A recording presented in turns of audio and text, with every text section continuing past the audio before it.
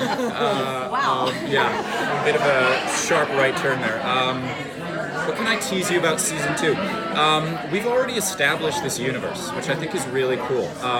I fell in love with this project the moment I read the script. I thought it was so incredibly funny, so relatable. It's kind of self-aware in the way that it makes these references to pop culture, what's going on in today's world. It's not afraid to ever go for the punchline in a scene, which I think is really cool. It keeps it, there's this feeling of, you never get too mired or bogged down in the dark, magical drama of the whole thing, and people are getting murdered and disemboweled and all this grisly stuff. But just to read a script where they're never afraid to just like swing for the fences and go for play the comedy. It was incredibly refreshing, just from a standpoint of getting a first script and getting your initial impressions of the script. I'm really excited. What's very cool, I think, about this universe is there's so much ancient history to it. There's so much like a feeling of antiquity, like this struggle between the Order and the werewolves, who are sort of there to sort of regulate the magic, not necessarily stop the magic, but kind of like he says. I think in episode 3 or 4, it's like we're the cops. We're like magic cops. We go out, we bust some skulls, and we're not exactly the good guys here. But just the potential, and it felt like in season 1 we kind of just scratched the surface of it. Like there's this giant ocean that we could potentially dive into with the history. I mean, what was it like back in the Middle Ages when the knights were running around and the Order were up to their thing, or the Renaissance, or the Industrial Revolution. You can imagine there was some kind of crazy, that in itself would be a series. And so I'm really excited for us to hit the ground running with season 2. The world is established, the characters are all established. We're going to go deeper in the history of the characters, hopefully the history of the universe. And what I think is very cool, for about half of the show in season 1, it felt like there were these two worlds, the Knights world and the Order world, and they were very much distinct from each other and kind of isolated from each other. We operated in secrecy, so did they. We weren't exactly aware of each other's presence. Now, we've been magically, whatever, the Men in Black Flash thing, which seems to only be like a temporary solution to things. It's not a permanent fix. So I'm going to be very curious.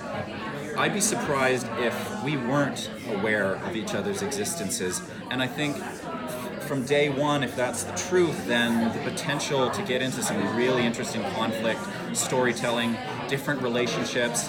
I'm so incredibly grateful for my cast because they, I come from a theater background, and I'm incredibly thankful for all my training and everything and where it's gotten me, but I was pretty damn nervous. I'd never done 8 episodes as far as a character arc before, and I'm not gonna lie, I was pretty nervous, pretty tense.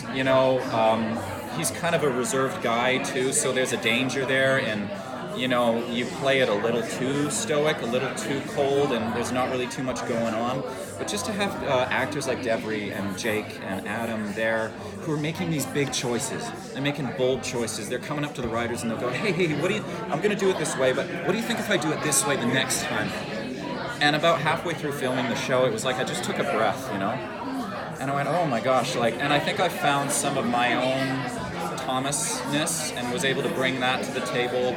Had a little bit, started to have fun with the character, started to take the pressure off of do the good acting, do the right acting, do it good, and more into the realm of exploration, failure, and not afraid to make choices that don't. I remember there was this great moment where we throw Jack in the basement and we're trying to figure out whether to kill him or not, and we were having some drinks and whatever, and we walked into the room after making our decision, and Shelley, one of the writers, goes on the second take, she goes, all right, that's awesome, that's good. I need you drunker, all right? I need you to turn up the drunk. And I go, here's what I think about Hamish and his drinking. I think he only appears drunk, because he's always behind the bar, he's always mixing the drinks, he's always in control of the flow of the liquor, and he's always winning the drinking games. So if you're good at drinking games, generally you don't get that drunk, you know what I mean? The purpose is to get the other guy drunk. So I had this whole theory that really it's more of a control thing. You know, he likes to control the alcohol because he likes to control the room. He likes to control the situation, and if he's in control of the situation, people don't die. And I think that's what he's really afraid of, is losing someone else that he cares about. So I give her this whole thing, and I'm very proud of myself, you know, in this moment. And Shelley goes, that's not the character we're writing.